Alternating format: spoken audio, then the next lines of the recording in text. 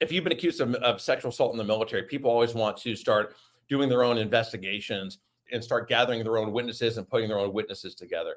It's important to understand that there's two types of witnesses in a case: fact witnesses or merits witnesses, and sentencing or character witnesses. They have to be separated. Fact witnesses are people that may be eyewitnesses, that may know what occurred on the night in question, that may be eyewitnesses. Those are fact witnesses. Do not speak to fact witnesses. Do not contact fact witnesses. Do not try to say, hey, I need you to do a favor for me, because it is going to look like you're trying to either obstruct justice or try to get them to change their statements. And you're going to make it more difficult for the attorneys, because they may be trying to do the right thing and testify to the truth, but on cross-examination, it's going to come out that you tried to influence them or wrongfully influence them. When it comes to fact witnesses, don't engage them. Don't tell them what to say. Don't subtly remind them what happened to the best of your knowledge. Don't do any of that. Do, however, make a list of their name, their rank, what branch they're in, and write a brief paragraph describing how they're relevant, why you believe that they would be helpful for your case, and label that attorney-client work product, and don't show it to anyone but your attorney.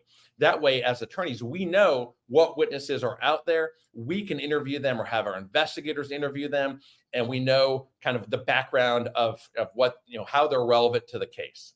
The second type of witnesses are character witnesses or sentencing witnesses. It's important to understand in the military that even if you've been completely falsely accused, we have to prepare a sentencing case for you while we're preparing for your trial, because if you're convicted of anything, even a lesser included offense, we proceed immediately to sentencing. For sentencing witnesses, do talk to the sentencing witnesses. Let them know that you've been accused of whatever offense it is that you're accused of. Don't provide them specifics of the offense, but tell them that, ask them politely and respectfully if they would be a character witness on your behalf, and then say that your attorneys are going to reach out to them and that your attorneys will provide all of the additional information, and that you're not able to provide them any details of the case. You would like to, but you're on orders from your attorneys not to. The key difference is in sentencing or character witnesses, if you're going to have a sergeant major or a colonel or a captain go to bat for you, the first call better not be from the lawyer, right? If I'm calling the sergeant major, hey, Sergeant Major, we represent Staff Sergeant Jones for his upcoming court martial. We understand that you may be a character witness on his behalf.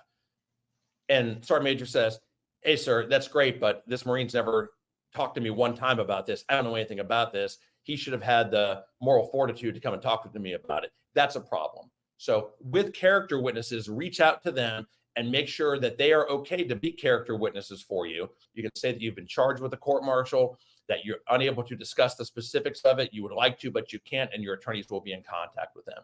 That is a clear distinction for how we handle sentencing or character witnesses and how we handle merits witnesses.